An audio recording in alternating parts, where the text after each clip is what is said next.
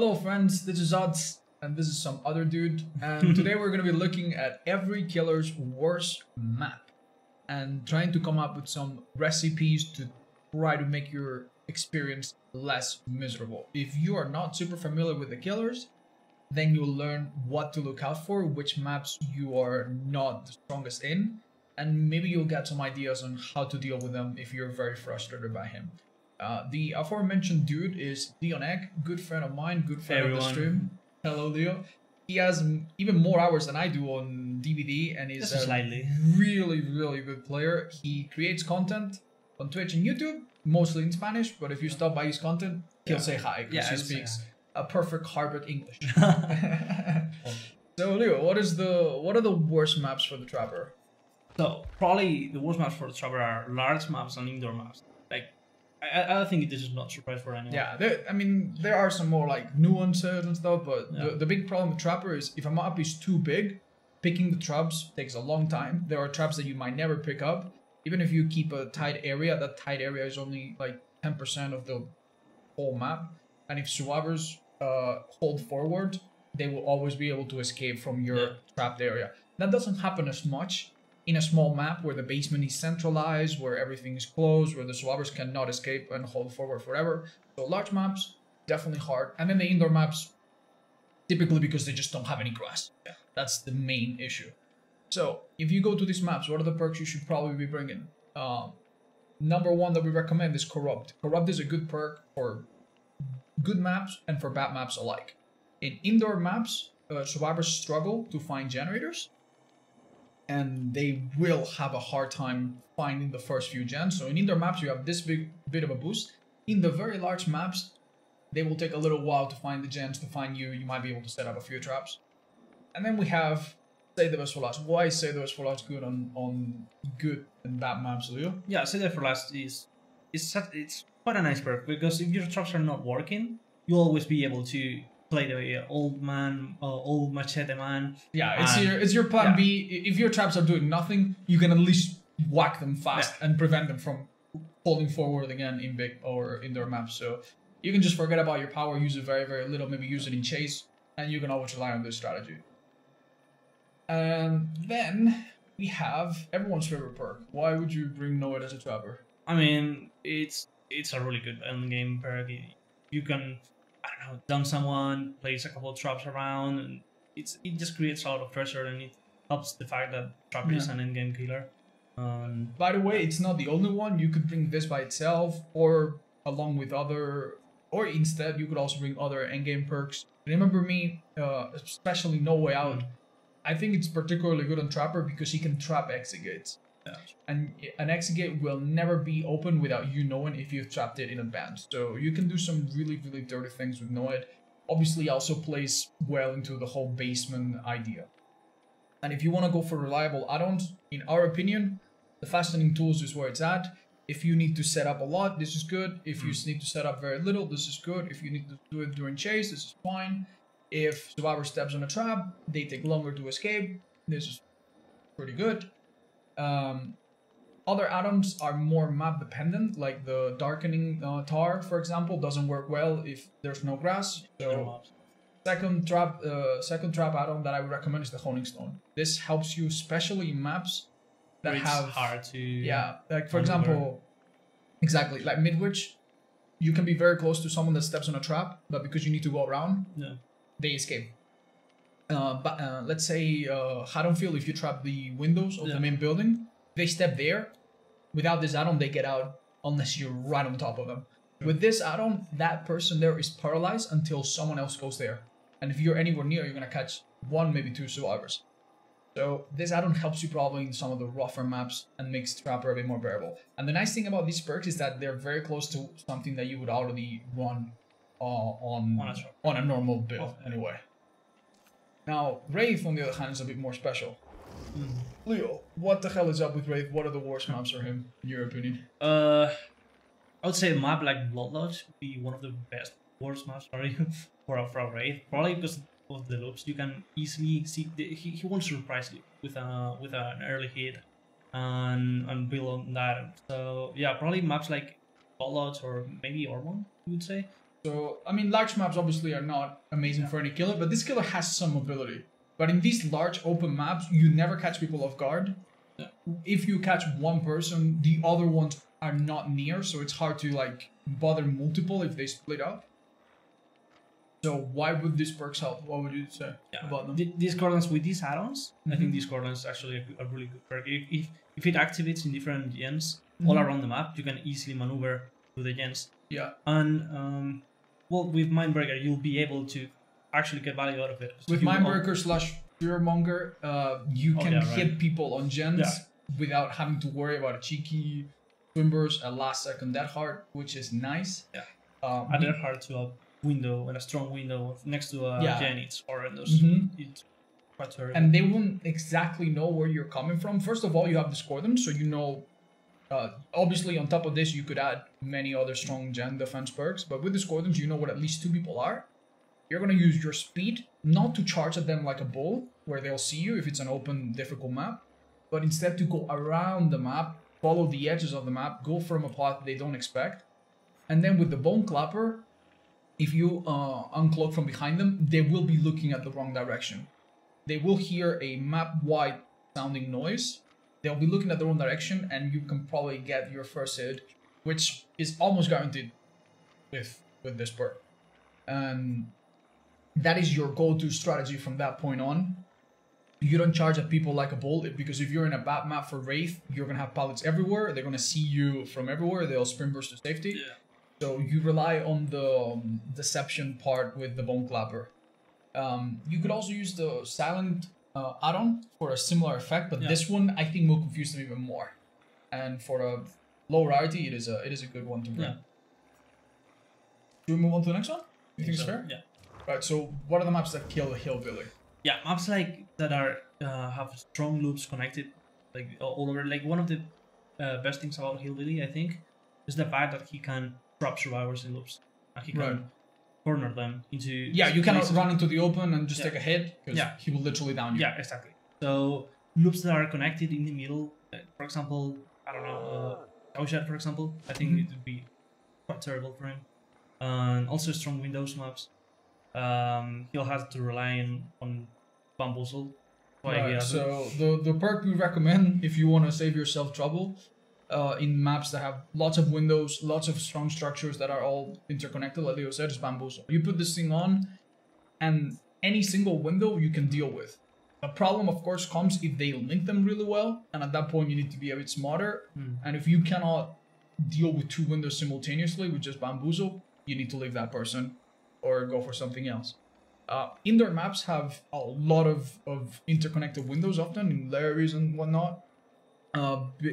Big maps with buildings like Batham also have a lot of interconnected windows. And in these maps, at least you have Tinkerer to surprise survivors with your Chenso and potentially get a Chenso on a survivor that is next to a gen that's almost completed. These maps that have all these walls make Tinkerer a little bit better. So if you're on, say, Rotten Fields, then Tinkerer is not as good, but you don't have to worry about the walls. So either way, you have a win-win situation where if it's very, very dense with walls and windows, you have Bamboozle, and if it's very open, you have Tinkerer, and if it's very open, then you're fine because your power is good. And the only other thing that would remain is if you're in something like the game with a ton of pallets that are really, really safe, that survivors just boot out, and that's where the low pro chains come in, which is a really good add-on to have if you think you're going to go to one of your worst maps. So would you explain low pro chains, Leo? And it literally makes you way better in loops in general. For example, you sometimes when you, this is not like in the game map, but for example, if you're trying to corner a survivor, they'll have to worry about you not breaking the pallet, you breaking the pallet, and you going through the pallet. Yeah. So it really makes survivors having to take other decisions you wouldn't have to take. Normally, you can just pre up a pallet, and the worst case scenario, you just lose the pallet, but you're still safe for a little bit because of the cooldown. With this, if they pre-drop it in your face and they don't stun you, you will literally hit them. And now they're injured, or if they were injured, they're down. So with this and some other strong and suitable add-ons and perks, you're ready for almost anything and for the worst. Now, Nurse doesn't have a lot of weaknesses. We think that her largest weaknesses are what? The maps that are really big, you don't have add-ons, can be difficult to reverse, right? Yeah, right. Indoor maps, because there's so many things that block yeah. line of sight, you do not see survivors, you kind of follow them really well. And some of the maps that are not indoors that also have a lot of walls, it can be sometimes hard. So, for example, a Blood Lodge would be awesome because you always see everyone in the open.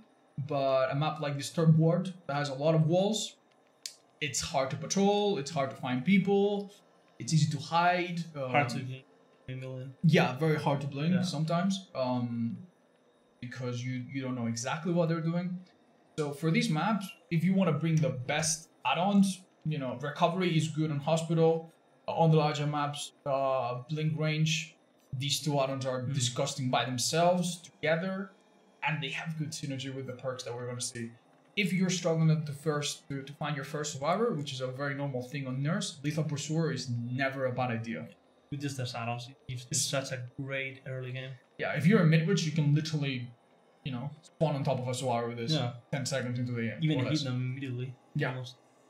And on a killer that is so aggressive, getting your first hit or even down soon is good, especially with Ruin and all the other stuff you're going to bring.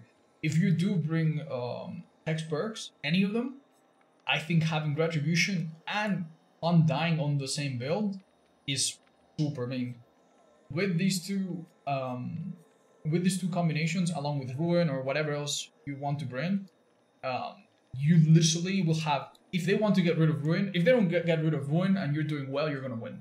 And if they want to get rid of Ruin, that's at least 2 totems they need to get rid of. And unless they time it perfectly, it's gonna be 15 seconds and then 15 seconds. And that's 15 seconds of you seeing everyone, of you being able to hit almost anyone within range, of you recovering fast, so you might even be able to get 2 hits during the 15 seconds. That's disgusting. And even in a map with walls everywhere, seeing auras is super dirty, because it can allow you to predict blink and hit them right on top. So this would be the kind of build you would bring if you think you're going to a difficult indoor map. Also, totems are hard to find in indoor maps, so that would be probably for the best. Which is very close to her best build anyway. So this also works in her good maps. Next up is Huntress, and we have not a full build, but a bunch of perks that we would recommend. So the weakness of Huntress is a bit similar. Large maps are tough because she's slower. Line of sight blockages and indoor maps are tough because she kind of uses her range attack. So we recommend Corrupt heavily just to mitigate the distance problem. In large maps, in indoor maps, this perk helps you fine. And it's just a good perk overall for a People killer also that's take not... quite passive against her at the beginning because of her 40 meters. Yeah, they start healing you and they start hiding quite a bit. Yeah. And that's where Lethal Pursuer, if you're afraid of your early game, can be a decent choice. If I went to Haddonfield, I would pay money to have this perk on. Like, I would hate, as a Huntress, if I didn't have Discordance, which is also an idea, or Whispers, I would be so sad not to bring this perk. Yeah. Because it is the worst feeling ever to be slow, go to one corner, find nothing, and then have a gem pop on the other side. So, safe choice. And then, why are we bringing Blood Favor? Why could this be really good? Oh, Blood Favor is an interesting one. I think Blood Favor in some of the maps, it's quite fucking disgusting. Like, and I don't know if we want to talk about the add-on, the synergy. Yeah, absolutely. Yeah. So we have an add-on combination that is often considered some of the best. And it's good on her best maps, don't get me wrong, but it's also good on the bad ones. If you're on something like the Swamp, where there's no lockers anywhere, there's also many maps where if the RNG is bad, you get no lockers anywhere. Having 2 extra hatchets is insanely valuable. You can commit to a chase, take a chase afterwards, and not be like, well, shit, I need to drop what I'm doing to reload. And then this one here is reducing your cooldown, which allows you to go M2 into M1 quick or M2 into M2. And it goes really, really well with Blood Favor because after 1 hit, you're blocking all of the pallets. Right. And it works on multiple floors. Yeah. And this is good for a multitude of maps. So if you're on the game and you hit a guy, let's say that they're in the bathroom and you hit them with an M2. You have 4 pallets. Like, you are blocking like probably 5 or 6 pallets immediately. And with this recovery, that person, what are they going to do? Find a window on the game. There's no impossible. Windows. Yes. And if you're playing on Batham or Haddonfield and you hit a guy and he goes into a building, if the building has pallets, those pallets are not a concern. Yeah. If there's pallets around it, not a concern. You just need to worry now about the windows and playing just around them, which simplifies it a lot. I think this perk is super, super good. It is a hex perk. And even if they find a window, you'll still have the add-on to recover faster. So Yes. You can immediately throw another one. I feel like if I were to go to the game, this would probably carry you a lot. And in some of these maps, it's hard to find totems, so it can be all right. I also am a big fan of No Way Out as a plan B on Huntress. Many times as Huntress, the map will be too big, the survivors will be too good, the structures will be too safe, and you're a good defensive killer. So if halfway through the match you feel like you need to camp someone to death or camp someone to second stage, with No Way Out you have a bit of an insurance. It's not Noid, which wouldn't work so well on her, but you have a bit of an insurance that if they don't play the endgame well, you're going to secure that kill and then maybe get some extra. That's just good at securing kills. So. And I think that if you were, maybe not this exact build, but if you have a combination of these perks with something else that works out for you, you have a really good chance to beat some of the hardest maps on Huntress. Now Michael, bad maps on Michael. Couple of them, yeah. Yeah, right. What would you say about his bad maps? Oh god. You usually say the game map, say pallets. Okay, yeah, the game is horrible because once you pop tier 3, any survivor anywhere is safe. Yeah. Like there is not one part of the map that's a dead zone. Like even the basement has 2 safe pallets next to it. Yeah. Indoor map would be good for his terror radius. Exactly. But once you pop the tier 3, you're gonna down a person and you're gonna hook them if you're lucky, and then you have 40 seconds. In 40 seconds you can do nothing. Nothing at all. And then we have the open maps. In the open maps, your terror radius means almost nothing because they can see you coming. In tier 1, it's hard to catch them off guard. So you might be in tier 1 longer than you need to be, which blows. And many of the open maps are also very pallet dense. Yeah. So yeah, you get your tier 3, but they see you coming, so they are always well positioned. And it'll play safe. Yeah, so no-brainer perk, Corrupt Intervention. It works well at indoor, it works well in outdoor, it works well in every map, pushes people towards you, gives you a chance to catch them off guard. You can almost never go wrong with this perk. To get out of tier 1. Yeah, exactly. One piece punish you as much. Yeah. Yeah. You don't have to worry about going to one place, finding a gen that has like 10% and the survivor has hidden, and then where is everyone else? You only have 4 gens to worry about. You will get out of tier 1 faster with the J. Myers Memorial. This makes you stock faster. You should almost always slap this add-on. It's like the easiest go-to add-on. I'm sure you'll agree. And now it gets a bit more interesting. Because with the hairball, your first tier 3 will take longer, but you get 30 extra seconds on each tier 3 forever. So you're not a 60-second Andy, you're a 90-second champ. Yeah. With 90 seconds, believe it or not, in a really bad map like the game, you have a lot more chances to do damage. It's gonna pressure like psychologically somehow, because they're gonna pre-draw pallets constantly for 90 seconds. Yeah. So if you commit to a person, you're no longer chasing them, they drop a pallet, they drop 2 pallets and they're safe. They need to drop a lot more. And if they are like, oh, let's stay away from the person on the hook and let's just focus on gens, typically then they would get back to you. Like think about it, you trigger tier 1, 60 seconds, right? You pick up, you hook. By the time the next stage of the hook is over, your tier 3 is gone. Because it takes 60 seconds plus the time it takes you for you to pick up. With this add-on, if they don't go for the rescue, and they leave it to the last second, you have an extra 20 seconds or so where you go back to the hook and you just sit right there and there's nothing they can do. Nothing they can do. Even if they go for an exchange, you just instant on them. So if they play greedy on the unhooks last second, bam, you cut that out. You got 3 pallets out of the way, you didn't get it out, go back to the hook. And you can always fall back on that strategy. And the 30 seconds make a big difference. And another perk that is worth considering if you think you're going to go in a very open map against survivors that are really, really tight loopers is Play With Your Food. Now, Play With Your Food is a sneaky perk that most people don't expect, even though it's Michael's own perk. If you manage to find the obsession with Discordance, Lethal Pursuer, or your own game sense, while you stalk them, you're losing chase. So you could stalk someone running away, and the game thinks that you're not chasing them. So you can get a few stacks of this, and by the time you pop out tier 3, someone that's kind of greedy, that tries to loop you for a long time, is not going to take into account the extra 5. Exactly. And they're going to go down. So this is a perk I would bring if I was prepared for the worst case scenario on Michael, which is unfortunately often. Right. So what is our reasoning for the hack bringing these perks? I'll let you explain. You're the expert hack. Okay, so some people argue with or without corrupt. What is best on hack? I think you should bring corrupt. I think it's safe. It's good on every map. The worst maps for hack typically are very open maps, where the paths are unpredictable. So we're thinking something like rotten fields. There's not one tiny area that survivors constantly travel back and forth where you put a trap in the middle. It's a very, very open map, very, very large map, where it's not really clear where you're gonna put the traps. You could put them in a set path, and survivors could take a million paths around it and miss them by a little bit. So it's hard to set up, and because it's so large, it's also hard to be in a place where you can teleport to any trap on command. With corrupt, you don't worry about the first few gens. You start trapping. If it's an indoor map, if it's an outdoor map, it's gonna help regardless. Yeah. And for the very, very large maps like Ormond or Rotten Fields, it's gonna help you a lot, especially if you're fast at setting up. And you will be, because you're gonna bring the add-ons to set up faster. This is always useful. You teleport, you hit, you see that the survivor's gonna run into another trap, you set another trap, and then you teleport and hit again. And with the Cicada, you can teleport even in very large maps. Across the map. Yeah. And the reason we bring agitation is because if you're in one of these really bad maps, being able to, on command, bring things to basement or bring things to that one corner that you've already prepared with a minefield is huge.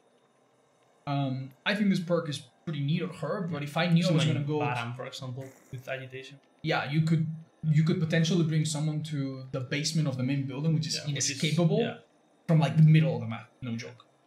And that would be strong. And if you're on Rotten Fields, where there's only one, or Haddonfield, where it's always the predictable spawn of basement in the middle. Like if you're in Haddonfield, you can... Wrecker's Yard, for example, it's... Wrecker's Yard is a good map for her already. Yeah. But anything like that, with agitation, you cannot go down anywhere near the middle or immediate basement, which is tough. And in these maps, we've come to the agreement that flashlights and medkits hurt even more. So if you have a lobby full of flashlights and medkits, and you think you might go to a bad map, frankly, this is a good idea.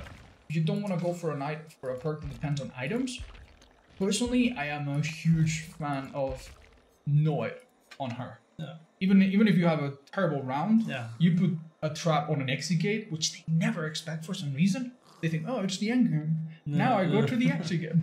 Always, especially with the Cicada, in any map, you're getting a slap and an extra kill, even if everything is gone.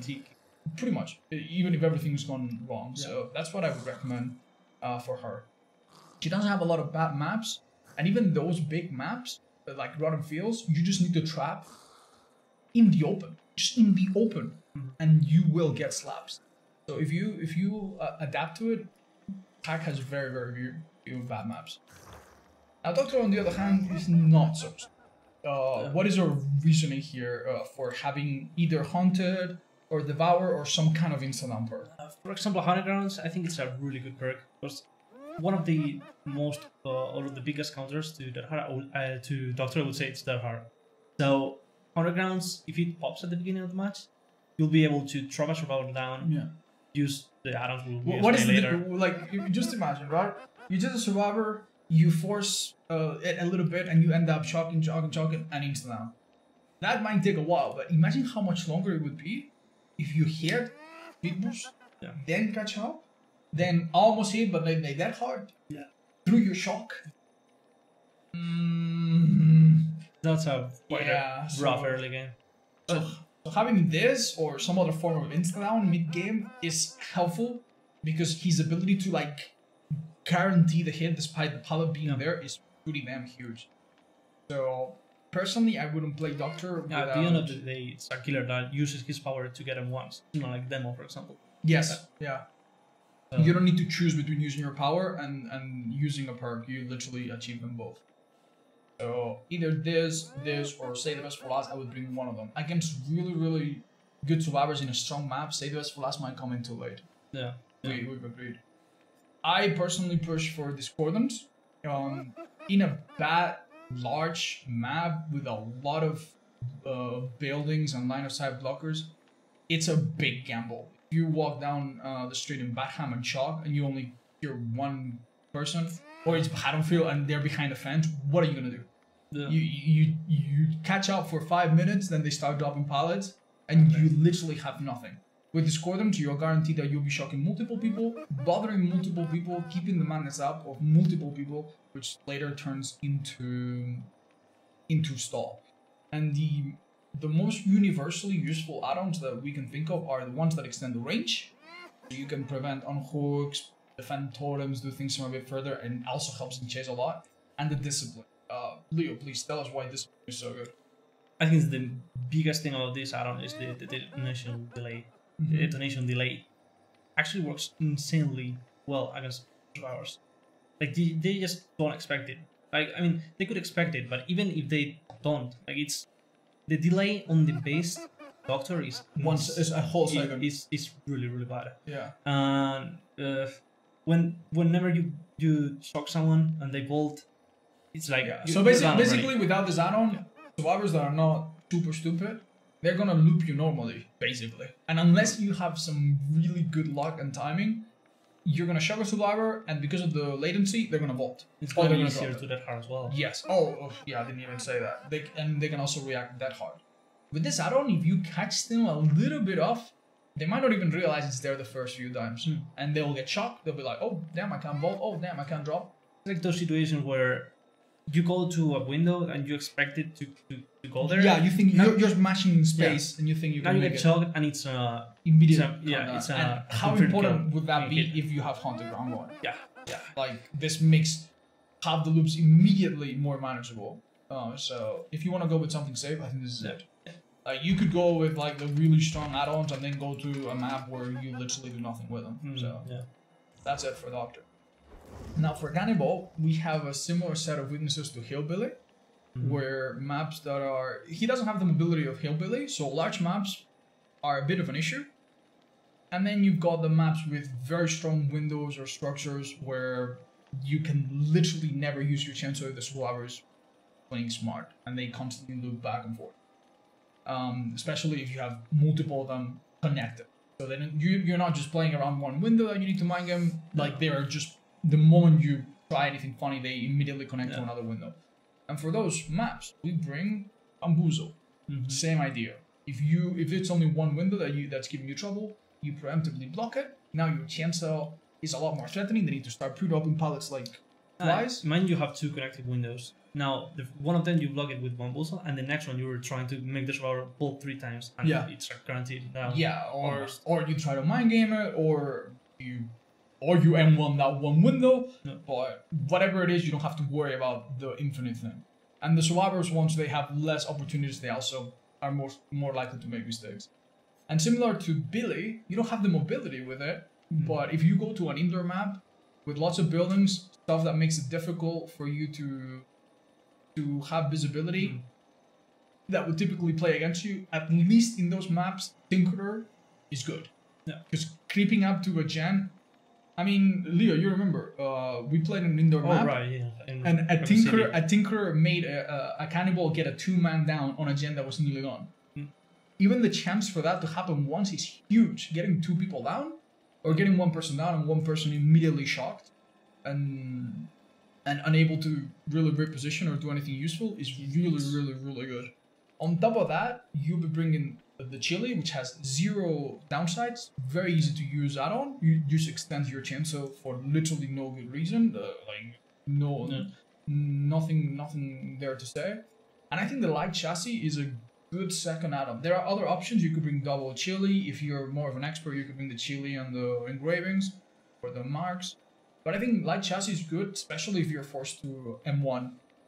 If you play in a map like the game, with lots of indoors or with lots of walls, you can tap M2. Well, obviously, while you use your chainsaw, you might see more. You might be chasing one survivor and find a survivor hiding behind a tree or something. But you can also use it like strategically mid-chase. Just to secure them once, see where they are, see if they're hiding next to a window, and you can use the speed boost from Bamboozle to like catch them off guard. So nice add-on to force M1s and do mind games, quote unquote, kind of like Amaliers in the maps that would be difficult. The very open maps where this doesn't apply, you just use chili and just yeah. mow down every pallet, and if you're smart with your chases, it will work out. And that's mostly it for Cannibal. Now, the Nightmare has a rough time. A very rough time. Why are we bringing any of this? And why are the maps that hurt the most, you think? I would say a map like Cowshed, it's insanely hard for Freddy. Yeah. The first minute you won't, like, it's a normal killer and it's literally a trapper without traps. Yeah, like the only thing that could help you out is if they're asleep already with this add-on and they don't hear your terrorists, maybe you get something close to a free hit. But that's a ultra add-on. Yeah. Like, this is a very strong add-on. The strongest he's got. Like, the only one. Yeah. So other than that, you're a normal M1 killer.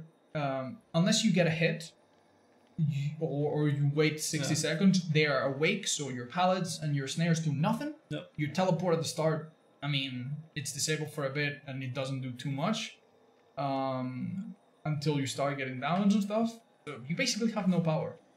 And what they're going to do is try to delay the first hit so they don't fall asleep. So what are they going to do in a cowshed? Just pre-drop pallets. Pre-drop every single fucking pallet, and it is obnoxious. So just play it safe, have Corrupt to delay the first few gens, make them fall asleep, and have either Tinkerer or Barbecue or Thrill and Tremors or something to control gens, so that when the first down happens, you know where to go, and then your other stuff, which will be Ruin Pop, whatever. And I think the best other add-on that I would bring. Okay, yeah. I mean, go ahead. I would bring this just to hear footsteps. In case you're in a map where you need to pull some crazy mind games, or it's something like Batham where you need to hear footsteps in a building, I think this could save you a little bit. But I don't even think it's a little bit. Yeah. I mean, it does help. Yeah. But we don't have that many add-ons to choose. Like, what are you gonna bring? It might be tempting to go for add-ons that decrease your teleport cooldown. But this is very little. It is very little. Other than this, almost all of your other add-ons are very weak. So yeah, you're mostly rather have even these add-on. Yeah, mobility event add-on. Mostly play well, use your slowdown, hope that they're not too smart, pull off any mind game you can, and that's it. You don't have maps that are terrible. It's just the power, the lack of power during half the matches ready that's gonna hurt you, right? Alright, so what are the weaknesses of Pig? So I think worst thing about Pig is that at the beginning of the match, you're gonna have a rough time. First of all, they know that it's a pig because they can see you can see the boxes. You can see the boxes. So in a big open map, stealth is out of the question. Unless you have some mad perks and you make a mad gamble, stealth is hard. So big, large maps on a killer that's not particularly fast. In fact, she's slower when she crouches. Not awesome. And she also has the same problem as many other killers where her power is sometimes good. But if you pre-drop a pallet, typically she cannot use her ambush in chase very much. You're not like Demogorgon when you're chasing a dude and you crouch and use your power. Yeah. The M1 is just more useful, typically. So your power needs to be used very strategically, and survivors using strong structures well or pre-dropping pallets completely shut you down. Yeah. So Leo, what are we bringing to help with our slow game and to help our power? Deadlock. I love Deadlock on this killer because it allows you to, let's say for example, you're having a rough match, a rough time, chasing down a survivor that is really good, and they pop one gen. So you've got maybe several survivors are in different gens, and now you have more time to down that guy, to put a trap, and make sure they activate the trap. Yeah. If we didn't have Deadlock, you get one down, and if you're very unlucky, you could hear pop, pop, pop. Yeah. And now you've lost 3 gens, you have 1 down, and you have 4 traps or 5 traps left, or whatever. And you're screwed. You will literally not have enough gens to activate them. Yeah. You will end the game having put 2 traps down. With Deadlock, you're going to stop a gen for at least 30 seconds. At least 30. Yeah. That would otherwise maybe pop. And if the gen wasn't 99, it's going to be longer than 30. So you have a little bit more window to get that trap and get another down, or use all of your slowdown. Then we have the add-ons to make that slowdown a little bit more bearable. With the Jigsaw Sketch, you start with 1 extra trap with a bit of extra info. And this is good always. It's good always, especially with Deadlock. You will make sure that mid-game, early game, late game, you have more of a chance to put all 5 of them down. And if you're scared of anything else, just bring this, and it's basic slowdown with no risk to it. We're basically making sure the guy that has the trap is not doing gens at all. So you have 1 less player in the match, and by that you have more time to put more. Yeah, if they do gens, the gen is revealed to you, which is nice. And then with the information from Deadlock and that, you've got some gen control going. Sure.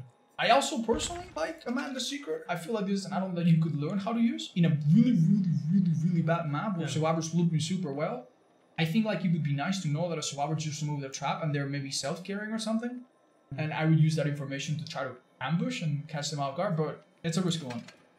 And the final perk we have is Save the Best for Last, and it's a bit of a similar idea to Trapper, where if your power is being useless, you now just have a plan B of being a stabby girl and just slash your way away.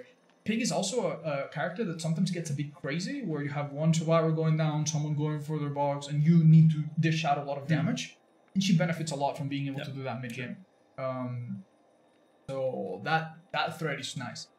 It doesn't work super well if you use your power a lot, but the problem with the bad maps is that you don't get to use your power at all. So if you bring this perk in a good map for you, you might not need it. In a bad map for you, it might help you clutch it by the end. And then we got the Clown of Leo. What can save the Clown on a bad map? What are the bad maps for Clown? Clown is rough. I would say Clown has a rough match. A rough time in maps where there are several loops together. Like several, let's say for example, Cowshed. Several loops where you make gas or use some bottles you can't even be like, okay, I'm gonna shut down this loop. Because they will connect. If they're smart and they react quick, they're like, okay, well, here's another 3 connected to it. So connected loops. But for example, I'm gonna give you an example, just so that we can tell them apart. There's a lot of connected small loops in, say, Dead Dog Saloon. But Dead Dog Saloon loops are unsafe many times. And you can get hits anywhere. Exactly. The problem are the connected loops that are super safe. Because once a pallet is dropped, even if you're gassed up by this Clown, you can still fastball the pallet. So those pallets are rough. And also Clown is really good at dealing with verticality. In Dead Dog Saloon, he doesn't have a rough time like Doctor or some other killers, Nemesis, for example. Yeah, true. Because you could speed yourself up, slow them down if they drop. That's a good one. So it would be something like Cowshed. It would be something like Mother's Dwelling, which is very large. The game would be rough as well because they just pre-drop everything, and your bottle does nothing. Like pallets everywhere. So, what does Hunter Ground help in? Well, with Hunter Grounds, you're once you find a survivor, first of all, just like Doctor, you won't have to deal with that heart, which is a fairly strong perk.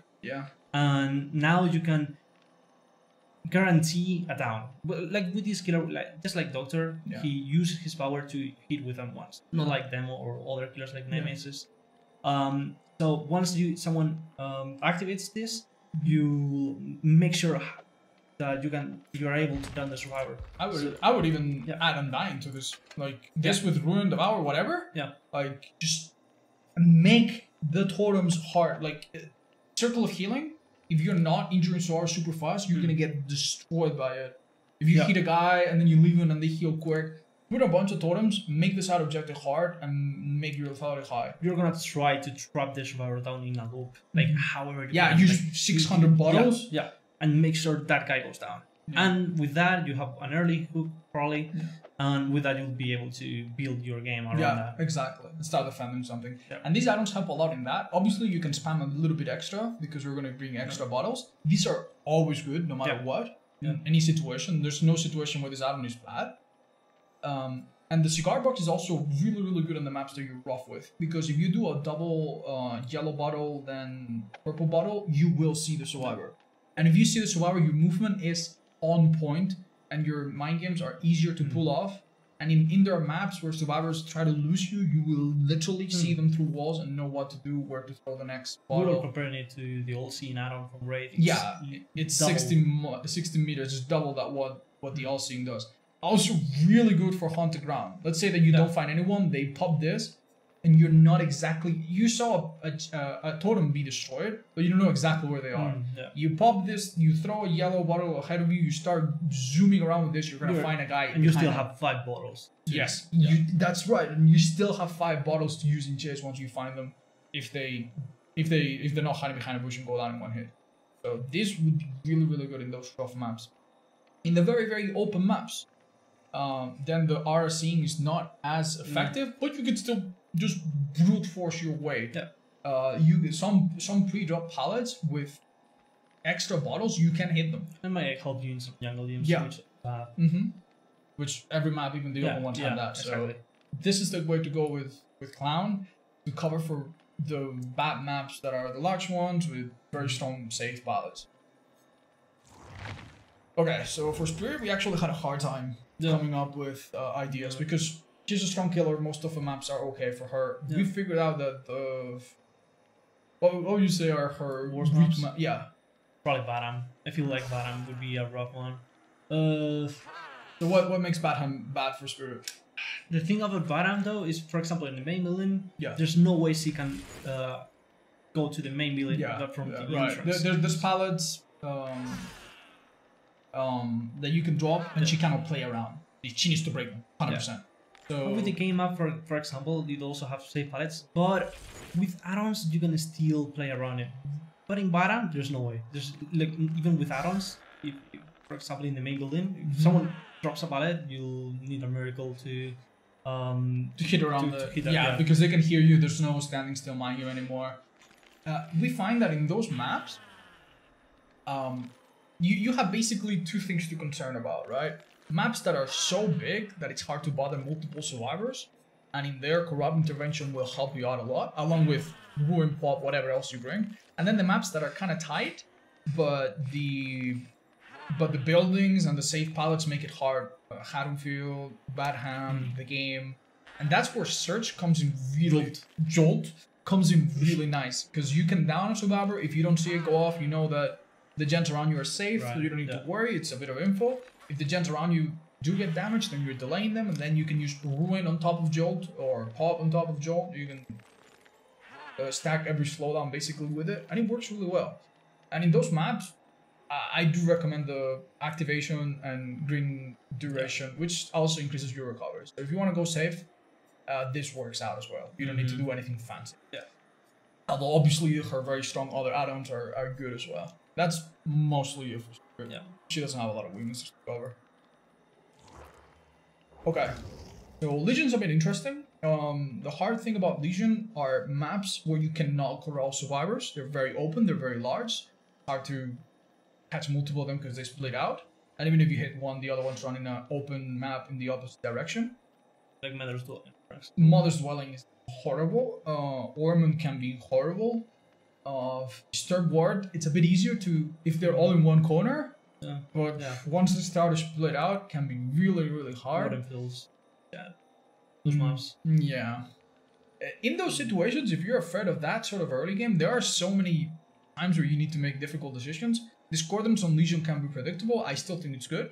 Lethal Pursuer would be an alternative that you can bring. But Lethal Pursuer, you see everyone at the start, and you can make a plan of like, okay, I'm gonna hit this guy.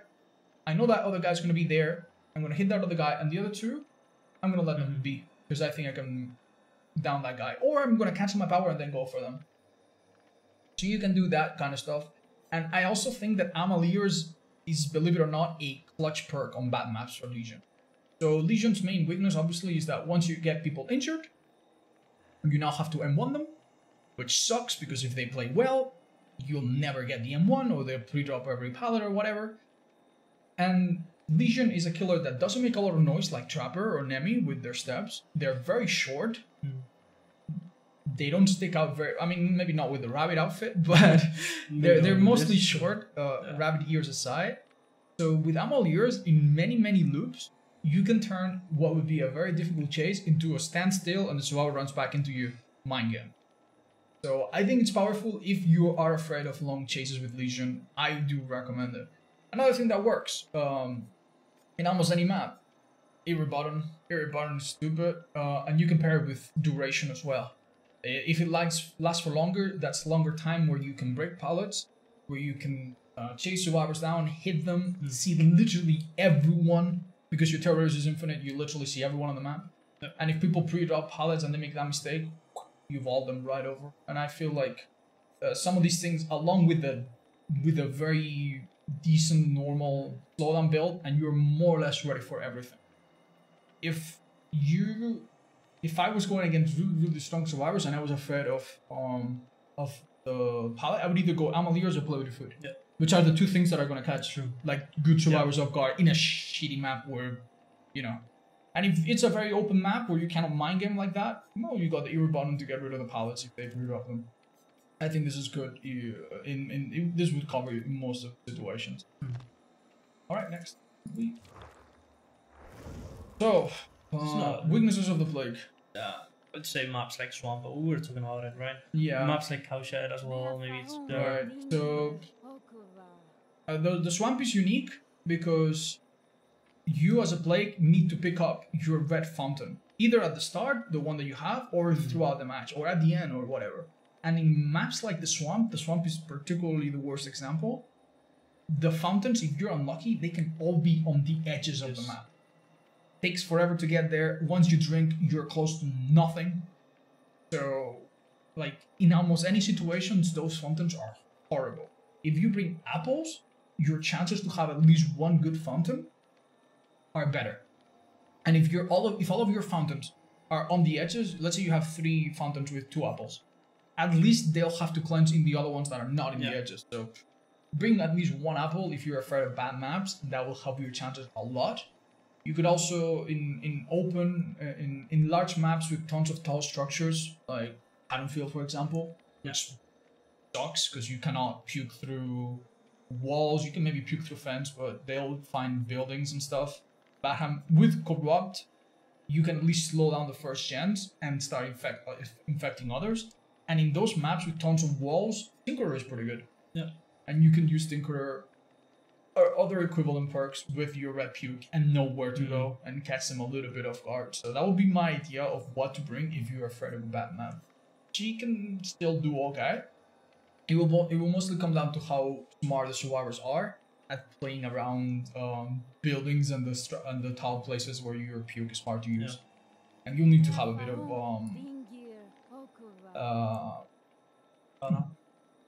I mean, you're gonna need a lot of slowdown in general, right. But you're gonna need to have good judgment on when to pick up your fountains. That's all.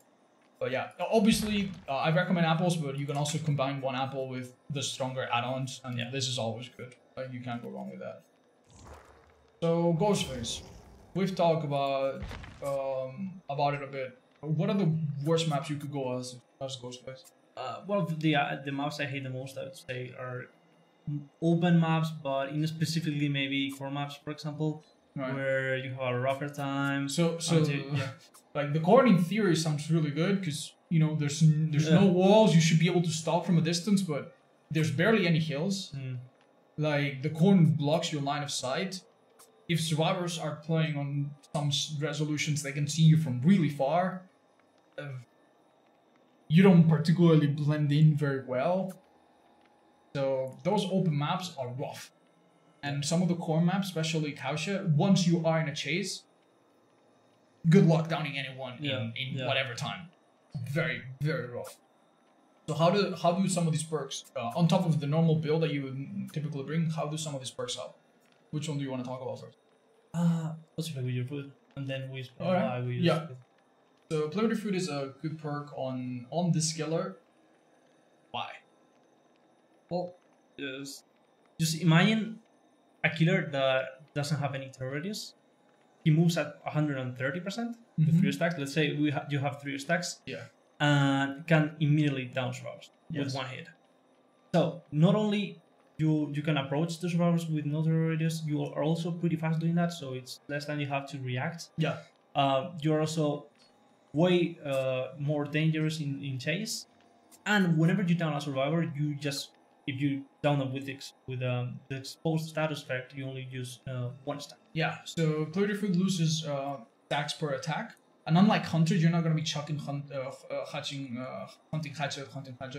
If you play it right, you're going to get it done in just one hit. So even if you have one stack, that can be enough to down a survivor that's a little bit cocky in a somewhat good structure. They think they can run you all the way around Shag, and they cannot, because you're just tiny bit faster than they realize.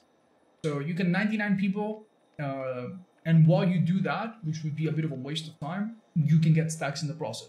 And then later be a monster and be really, really hard to avoid if you build up the stacks. So this perk is really, really good in the maps where you need to brute force it, where you cannot do mind games by crouching or hiding your red stain. You just go into those when you have Levity Foot stacks.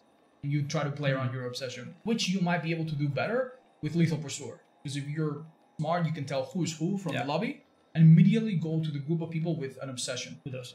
Yeah. Immediately as a starting build. Even if you have no Bloody Food and your other perks are just normal stuff, with Lethal Pursuer, you have a good chance to get a good early game on almost any map. Even a shitty corn map, you can take some wild route and come from some weird angle that survivors are not expecting and get 2 people 99, maybe 1 person grab, whatever. Even 1 person 99 at the beginning. It's just huge. Yeah. Like...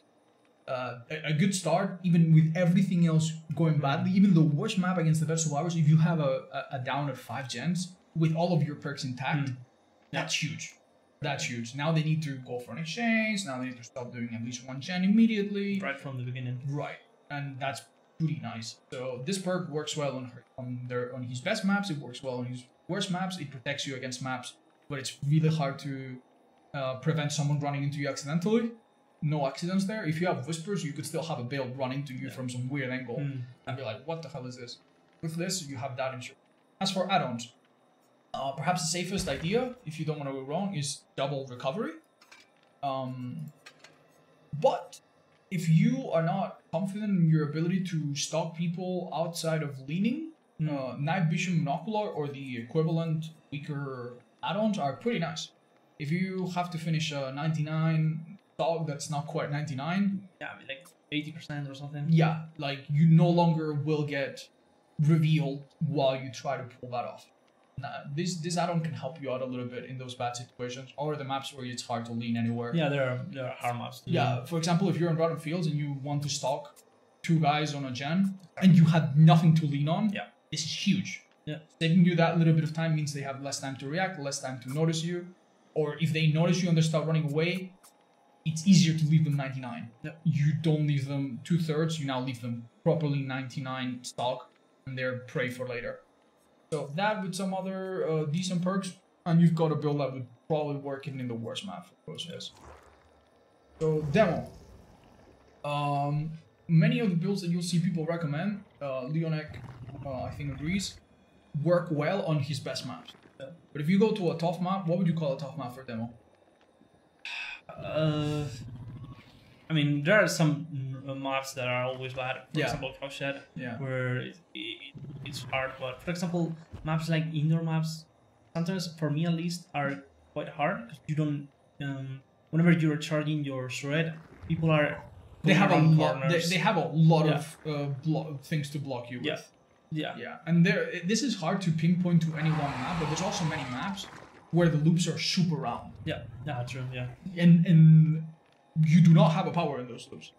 And if people play with stress res in, for example, Turgoods, in those rocks loops.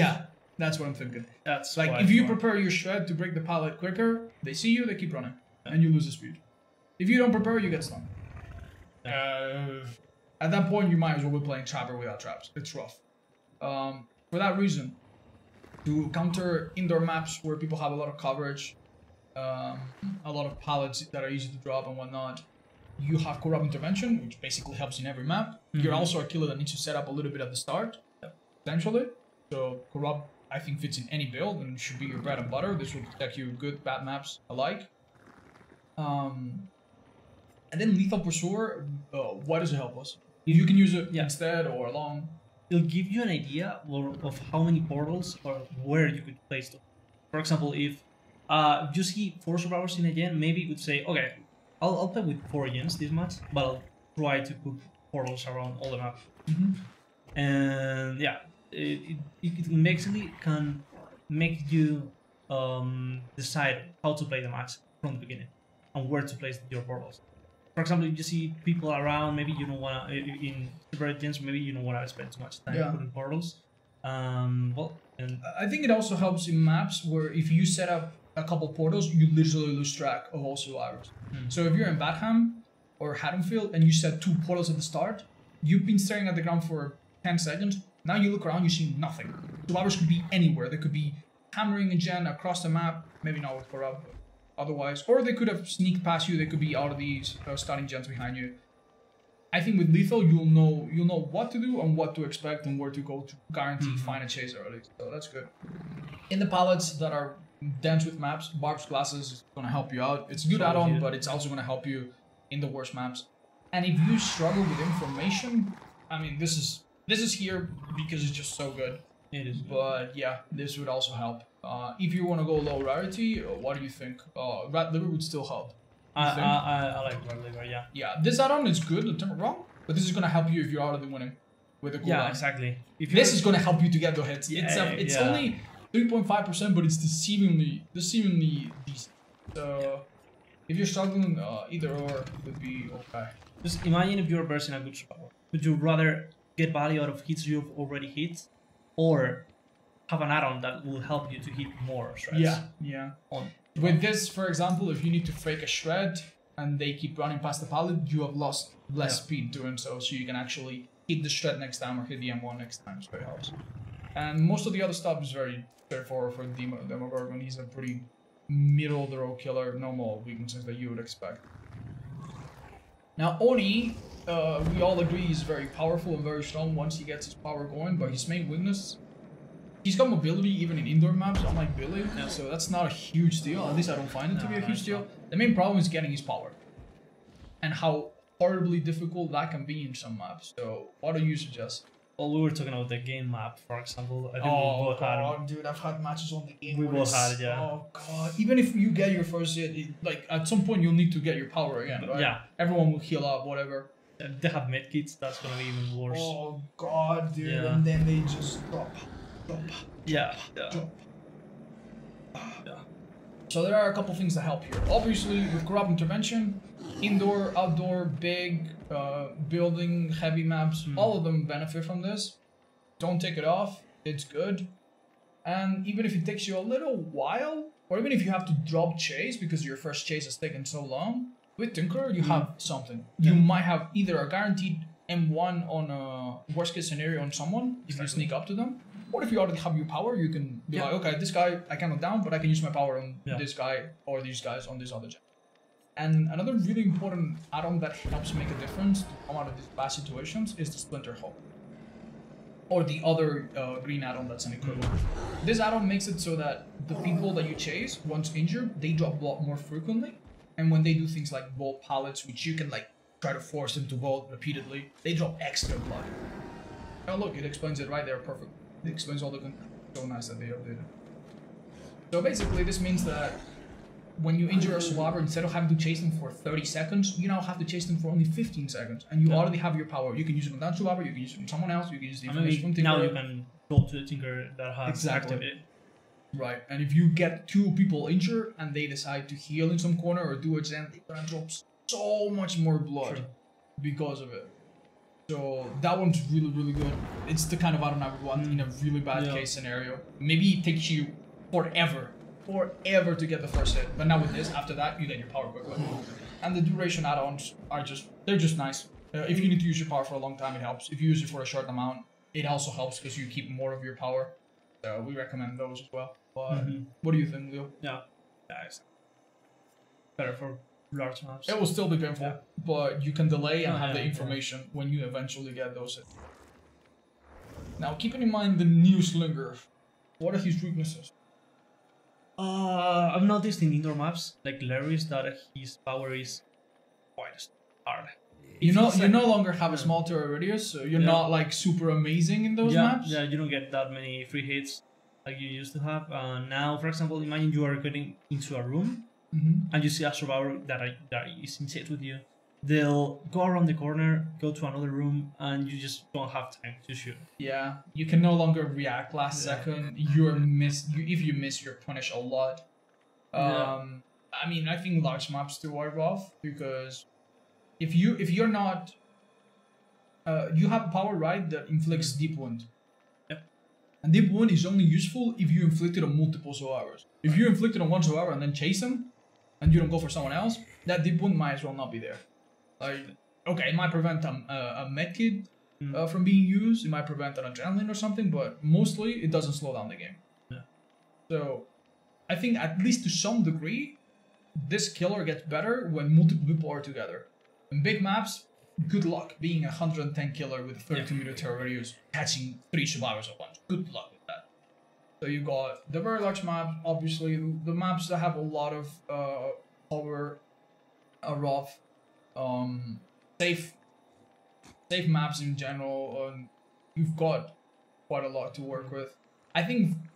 What do you think? Are good main buildings a problem with him, or less so than other killers? I feel like you can deal with them a bit better because you can always shoot people on platforms. You can do more things. So that's there are some structures that are, just little holes here that if you're a good Deathslinger, you'll be able to. So how are these perks gonna help out basically with Jolt / Surge? The nice thing about this perk is that it's easy to use, and with other killers, the survivors basically choose where they go down. Yeah. So if they take you a little bit too far, you don't get to hit the gen that you want. With Jolt, if you're in the open and you're not super pressed, you can always drag them a little bit towards you. Even just dragging them 6 meters is often the difference. So Jolt is really, really, really good in dealing with some of this indoor heavy, building heavy maps. He's also a killer that downs with M1s always. Yeah. So of course, so you never need to choose, and that's why the next perk or perks are also good. Bring some lethality. Haunted, Say the Best for Last. I think Say the Best for Last might not be good if you're gonna go for the cigar and chewing tobacco. This is a really good combo right now that I think would be good. I think it could be good in some of these worst maps. You shoot a guy in a window or some big map, they break it with a tree or some wall, you catch up really quickly. You still need to reload, but still. But you can also go with what we recommend, which is the tin oil can. If you miss, not the end of the world. You have a much better cooldown. And for each reload, you also save half a second. And this is universally pretty good. And slap some slowdown on top of that.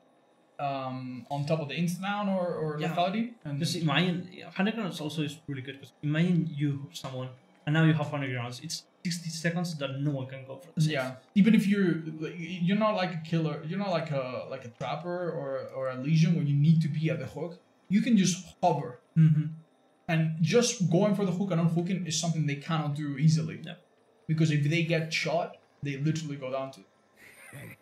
So yeah, even though he's got other interesting builds, also combines with Surge. Which somehow combines also with Surge. Oh yeah, the instant down goes really well. And if you have Say the Best for Last instead of this, it would also work well because you hit them, you recover fast, and they don't have actual time to get away from the gen. So anytime you're catching them at gens with, say, Scoil, Stinker, whatever other perk you have, bam, you have that. Tinker would probably be a safe choice as well. Not on the large maps so much, but for the indoor maps and stuff. So yeah, that could work. Is that it? Do you have anything to say? No. Right, so what's the weakness of Pyramid Head, Johnny? Pyramid Head. To be honest, he's one of those killers. He's not that bad. He doesn't have that many maps that are bad. It's not like, for example, I don't know, Nemi. No, Nemi is okay. What is let me just give you a killer that has a lot of weak maps. Michael. Or Pig. Or Pig, where you're like, okay, have the maps counter me. He can do anything basically in almost every loop in the game. Problems with him. Verticality hurt him a little bit. Some maps that have buildings, hills, piers, platforms, you don't get to use your power. For example, swamp. Much. Yeah. When you if you're a swamp, a nurse can hit on top of there. No problem. even a pinhead can use, I don't know, his power across floors. This killer can sometimes send an attack downwards, but he can never attack upwards. Yeah. And even the downwards part doesn't always work. So anything with elevation sometimes gets a little bit in the way. Okay. Yeah, so you need to use your power more creatively. And then I think it's mostly large maps, because the #1 strategy against this killer is to hold forward. Yeah. He can, if you try to loop on in the same place repeatedly, he just torments it, and now it's a bad idea, and you're gonna get hit. The idea is that while he slows himself down, anytime you just keep holding forward, because if he's not close enough, his ranged attack is very hard to hit. You need to be as close as possible. So holding forward, always a great idea. Large maps are gonna hurt. For that reason, you should be scared of maps that are big, and maps that are that have some verticality. Another thing about the big maps is that the cages are hard to chase. Yeah. So if you send someone in a cage, you cannot immediately tunnel them off because they literally went 2 kilometers away from you. Yeah. And that's rough. So you cannot be as suppressive. For that reason, you could bring, for the large maps, you could bring Corrupt. I don't think it's an absolute must, because I think you could replace it with Ruin, Undying. You probably don't need Corrupt. Would you say that it's an absolute must-have for the worst maps? No, I don't think. I don't think you absolutely need it. You can replace it with other decent info, tracking, slowdown perks. But if you really want to have an insurance against bad maps, endgame perks are really good on him. Yeah. With the ability to immediately kill someone that's dead on hook and chop them in 2 seconds, and the fact that even though you're gonna cage, you can still always at least guarantee 1 hook. No Way Out is super strong on him.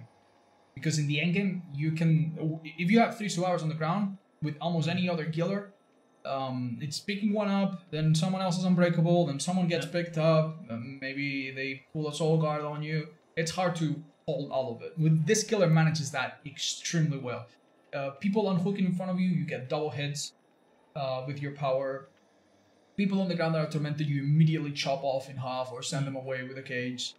So I think it works really well. It also forces people to be away from exit gates, which means that they might not touch an exit gate super early. Yep. If they need to go for cages and whatnot, which means you'll have even extra time. Yeah. So I think endgame perks work really well on this killer, regardless of the maps. So they would be the ones I would go for. With Blight, we actually talked for a long time, and we ultimately decided that you don't really need any perks to help you in bad maps. Not really. It's just, this killer is so strong, and the good perks on him are so good that they work basically regardless of map. Go with your normal build. Probably it will do you good enough. But if we talk more and more about what are his weak maps, what would you conclude?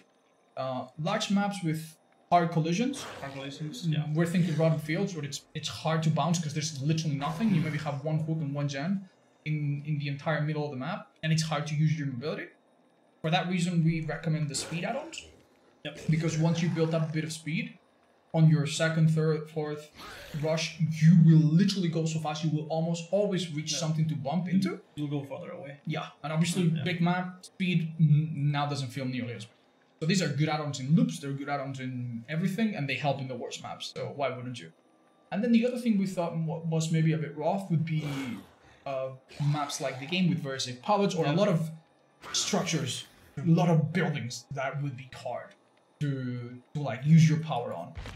And in this, we figured that the Compound 33, you can just use it to be a mad lad and just face palm. Go straight to the pallets and destroy the pallets super fast. You only waste one token. Charges. Yeah. And at that point, if they run away, use your power in 2 seconds. If they stay in the loop, play the killer normally. It's always good. Yeah. And you can't go wrong.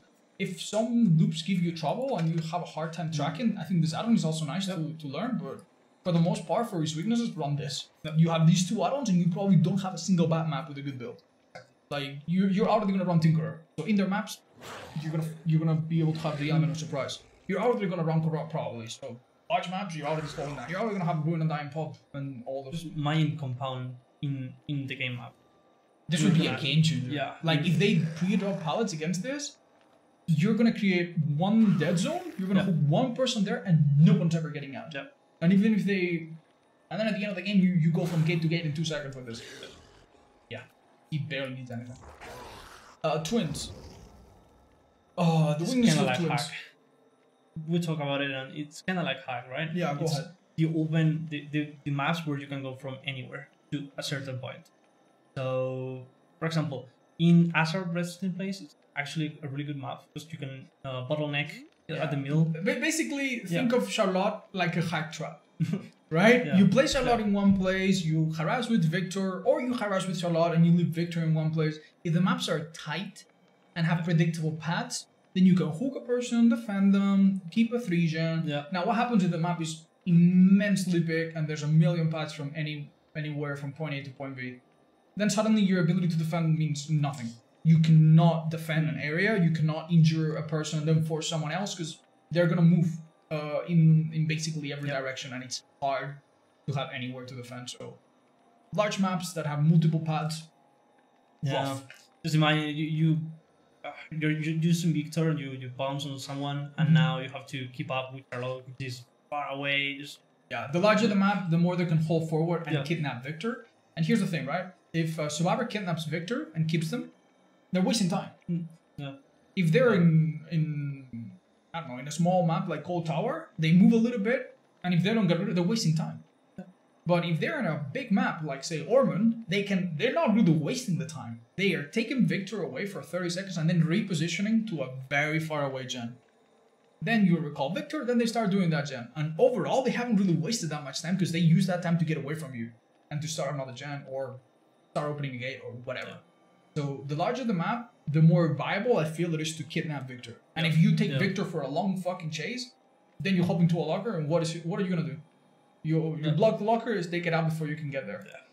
It's really, really rough. So big maps are tough, open maps are rough, and a few other maps with strong structures are probably hard to play as Victor. So to deal with those, I think add-ons are your best friend, right? We have the speed add-on that makes Victor a speed boyo. They're not getting nearly as far, and if they try to play around windows and pallets really, really quick, really smart, go around. This is like. What do you even? So Victor needs a second to prepare his attack, and this shaves 0.25. That's so huge. It's so huge. It makes a difference between a survivor barely making it and you catching them everywhere. And the better, that's definitely true. And the better part about this is that the better killer you are, probably the more advantage you take of it. As for perks that are saved to run on any map, I think these two, for the reasons we've explained. Large maps, a huge chunk of it at the start is blocked, and they don't have a really good thing to do. They need to get closer to you, and they're in danger. And sometimes you will be doing your thing. You will be defending survivors on the hook, chasing survivors down. You're not even gonna bother to defend gens because you can't sometimes in some maps. So with Deadlock, you have a passive way to slow them down, to secure hook stages, to do chases, to get someone killed without actively having to control Victor, control Charlotte, but also because the good thing about Deadlock is that no matter what, it's gonna slow down the game. It's not like Ruin. You have to be there. You could have pop, and if you don't get there in time, does nothing. You could have Ruin, and even if it doesn't get cleansed, if you're not pressuring the gens effectively, it could potentially do nothing. Deadlock at the very least is some guaranteed slowdown that you can use passively. Also, Victor can see Deadlock. True. You don't see the white aura, but you see the claw of the entity, so you can get the information. If you're roaming with Victor and you see a gen get the entity claws, then you know that someone was probably there, and you could maybe leave Victor there for when they come back. Okay, so to Trickster, we have given the Death Throws compilation. Why? This is gonna help in maps where you cannot find loggers. What are some of the maps like that? We thought about swamps. Swamp maps, sometimes if the RNG is particular, you can have a corner of the map with 0 lockers. This can also, for example, is also. Oh my god, you're not wrong. Yeah, Haddonfield can be terrible. You can be defending a hook with no lockers. The only lockers are in a building that are not even closed, and you need to go around it. second floor of the game. Yeah. Has no lockers anywhere.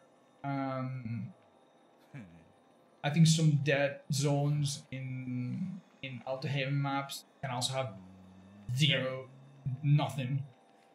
True.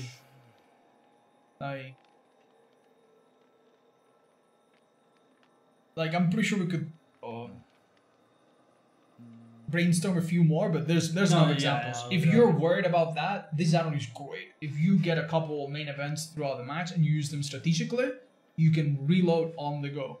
Yep. Then the other next biggest weakness, maybe more so than the lack of reload, which is just a few maps, is the fact that in many maps you have very safe structures. Yep. They're gonna hear you coming because you have a lullaby in a terror radius. They're gonna start running and they're gonna use the tall walls against you. Those are your biggest weaknesses as the Trickster. Either indoor maps or maps with tons of structures and buildings and walls that survivors are constantly running around, and you need to catch up. Even playing around Shack, if they take you along the long side, how do you deal with that? How do you chase them a bunch, you play it perfectly, and you get through. You throw two knives, and then they go again. So if that bothers you, Fistpin Soda is your friend. If you catch them even for a small amount of time, that's almost a guaranteed. Yep. Like any survivor going through a window in front of you with the slightest delay is a guaranteed health state. And obviously also destroys them with altruistic plays and stuff like that. In these situations he's good at, he's gonna be better. And in this situation he's bad at, it's gonna be less bad. Less bad, yeah. Because you'll do more damage per second, if you will. Bamboozle is an idea. Leo strongly believes in crowd control for this killer. Yeah, I think more some maps where loops are connected, you'll have a rough time. Pre-bamboozling the window. Yeah. So, for example, just imagine someone looping in the middle of Otzdarva. Of course, you could try to control a 3 gen instead of going there. Yeah. But just an example. If survivors are connecting loops... This pushes them forward. Yeah. And you know what to expect. Yeah. It's going to be that situation where you're close to the survivor. The survivor cannot bolt. So he's going to take all full damage from the knives. And that's going to be even maybe or a down because you keep throwing knives, or a down with M1. So I think in some bad maps where loops are connected and quite together, I think it's pretty good. And if you're chasing around Shack, if they pre-take the window with the fastball, now you're already just battling to get the pallet out. Which of course it's a hex totem. But even that has some benefits, because if you pair this with Ruin, why wouldn't you? Now they have to look for 2 totems. They might get the wrong one. If they're trying to do boons, slows them down a little bit. They have to choose whether they want to do a very long blessing animation, which you could interrupt. So yeah, it kind of fits okay into the meta, I think. And I think Corrupt will probably just help you out with the very large maps, just for the obvious reasons that you're a slow killer that needs to reload, that you need to keep to an area, and yeah. Other perks that you would consider, I don't think Iron Maiden will help you. This is a very common one. Do you think it would help you in a map that we've mentioned?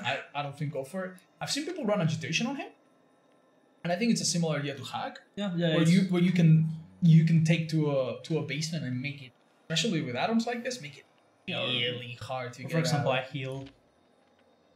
Defending a heal, I mean, going to a save in a hill with against Trickster is hard. Yeah, that's right. If he's got a 3-gen around it, even just going up and unhooking, he will always have an angle on you. So yeah, being able to choose where you hook, if you have this and like say Thrill and Tremors or Discordant or Tinkerer, so you know more or less where to cause trouble, you can either go basement or bring it right there, and good luck unhooking next to that gen. If you see a one hook in the middle of the map, which is not inside a structure. And anytime you're nearby and you have knives, you're not out of them. Hopefully this add-on helps in that. Yeah, that's right. It's hard. It's hard to do that because he's so good at dealing with unhooks. BT doesn't matter. Knife. Wait for the last one. 12 seconds. Bang. And that's rough. So this might help you in the worst map if you want to be ready for that. Now for Nemi, the worst maps on Nemi, I would have nightmares playing on something like Mother's Dwelling. Mother's Dwelling can be horrible. Then you have maps, he pointed it out, Swamp, like Green Pantry in particular. You cannot hit through, some of the windows are so tall, it's very unique, you cannot hit with the tentacle if they crouch. Then in the boat, I guess technically they can vault and you don't hit them past the window because they drop. Yeah. There's a lot of things in this maps that suck for him. Shorts of verticality. Yeah. It's complicated. Yeah. So maps like that would hurt you. And those maps, all the ones we've mentioned, are death traps for zombies. They get stuck everywhere. Literally everywhere. In Mother's Dwelling, literally every little tree obstacle that spawn everywhere has a chance to. Obviously, the map is very big. Mother's Dwelling is the biggest one. So the zombies have a really good chance of doing nothing and being in a part of the map with nothing at all. So that and you having to go there and kill them. Oh no! Don't even. Just give up. Just give up. Literally give up. And also, obviously, in these maps, you would have the very spread out back scenes, so it's hard to defend them or keep an eye on them. If you use an add-on for the back scenes, it can backfire. Yeah. If you use an add-on for the zombies, it can do nothing because they get stuck. 50% faster while it's humping a tree. Horrible. For that reason, go for the reliable add-ons. Marvel's Blood, hit 2 survivors, you're in tier 2, even if it's the same survivor. You hit tier 3 much quicker, suddenly you're a different beast. This add-on is probably the best. It helps you everywhere. You find out one survivor and you can commit to the survivor if you want the tier 2. Because if you don't have this add-on, you'll have to hit them 3 times and then kill a zombie. Yeah. To go to tier 2. Or hit 2 different survivors. How the hell do you hit 2 different survivors in a large map? And if they're running away from different... you know that it's hard for Legion, imagine, for this killer. So, Cenobite Injector, like, these are cute add-ons that work well if you get an indoor map. Yeah. But this is going to save you always. And in my opinion, if you take the time, if you can, to infect multiple survivors, or if the zombies get lucky, having one fewer crate is always useful. It is. Even if your zombies are stuck all the time, even if the crates are in the worst possible spots, they're super far. Well, now they need to go and find them in different places. They don't have a crate in the middle of the map. They need to find them in different places, and they only have 3. So if you infect everyone, that's at least one survivor that can never come back from infection, and that is huge. Yeah, we like these add-ons because it's on you. Not on the zombies. Exactly. This is reducing RNG to the maximum. Yeah. Some RNG that you're gonna bring, ruin. But I think this is worth it. We talked about it. I think even more so than Corrupt. Instead of Corrupt, have Discordance, which lets you know where survivors are and lets zombies go. This also can help with the RNG a little bit. If a zombie is wandering, doing nothing, and Discordance triggers, that actually alerts them, which is super useful. We've talked about this before. And Ruin, I just think Ruin and zombies are just too strong to give up. This add-on, this perk will help you in best, worst maps. Even in the large ones, they might not find the Ruin right away. Even if they find the Ruin, that's at least some time they've slowed themselves down and you can start doing stuff. I would bring these 2 perks if it was the only thing I could to a hard map. And then Nemesis is old, I reckon. He doesn't have that many wins. It's just the really rough, large maps where zombies get stuck and his power is hard. Next we got Pinhead. And what are the weaknesses of Pinhead, Leo? Well, I think everyone knows structures are geometrically weird, awkward, and they break easily. Yeah. And it's kind of RNG, but there are some maps, for example, Bloodlodge, where this doesn't happen that often.